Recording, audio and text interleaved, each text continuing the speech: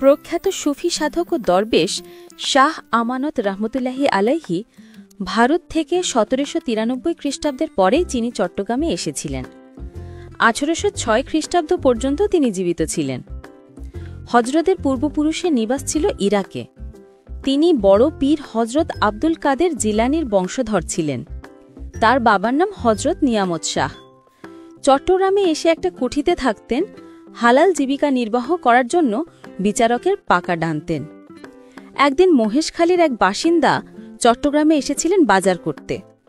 ফিরতে পথে তার এক পুরাতন মামলার খবর জানতে উকিলের কাছে গিয়ে জানতে পারেন আগামীকালই তার মামলার তারিখ পড়েছে। সংবাদ শুনে লোকটির মাথায় যেন বজ্রাঘাত পড়ে।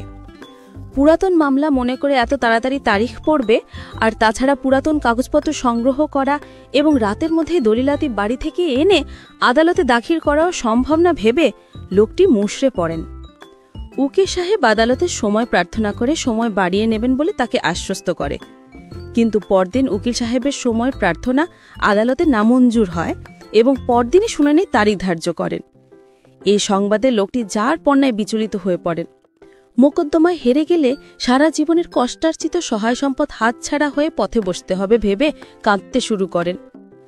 আদালতের ছুটি শেষে হজরত পথিমধ্যে দেখেন লোকটি সব সম্পদ হারানোর ভয়ে ফুঁপিয়ে ফুঁপিয়ে কাঁদছে। হজরত স্নেহের হাতখানি লোকটির মাথায় রেখে জিজ্ঞেস করেন, সম্পত্তিগুলো কি হালাল উপায়ে অর্জন করেছেন? লোকটি জবাব দেয়, হ্যাঁ, সম্পূর্ণ হালাল উপায়ে অর্জন করেছি। হজরত আমানত মাগরিবের নামাজের পর সদর ঘাটে আসতে বলে চলে যায়। সন্ধ্যা পর নির্জন স্থানে হজরত লোকটিকে বললেন, মামলা সংক্রান্ত বিষয়ে তার যদি কোনো উপকার করে দেন তবে শপথ করতে হবে এ বিষয়টি অন্য কাউকে জানাতে পারবে না। লোকটি কাউকে জানাবে না বলে শপথ করে। এর আগে লোকটি মনে মনে ভেবেছিল হয়তো লোকটি আমার মুকদ্দমার জন্য হাকিমের কাছে সুপারিশ করবে, কিন্তু বর্তমান চেহারা দেখে তার মনে এক আলোড়ন সৃষ্টি হল। হজরত নিজের শরীরে জড়ানো সাদা চাদরখানা কর্ণফুলির পানিতে বিছিয়ে দিয়ে বললেন, রুমালখানায় আরোহণ করলেই ওটা সাম্পানে পরিণত হবে এবং চোখ বন্ধ করলেই সেটা চলতে থাকবে। সাম্পান কোথাও ঠেকলে চোখ খুলে নেমে পড়তে হবে এবং ওই স্থানটাই বাড়িঘাট। নথিপত্র নিয়ে সাম্পানও চেপে আবার চোখ বন্ধ করতে হবে। হজরতের কথা মতো লোকটি রুমালে পা রেখে চোখ বন্ধ করতেই চলতে শুরু করে সাম্পান এবং বাড়িঘাটে গিয়ে থামার সঙ্গে সঙ্গে বাড়ি থেকে প্রয়োজনীয় কাগজপত্র নিয়ে যথারীতি ফেরত আসেন মুহূর্তের মধ্যেই।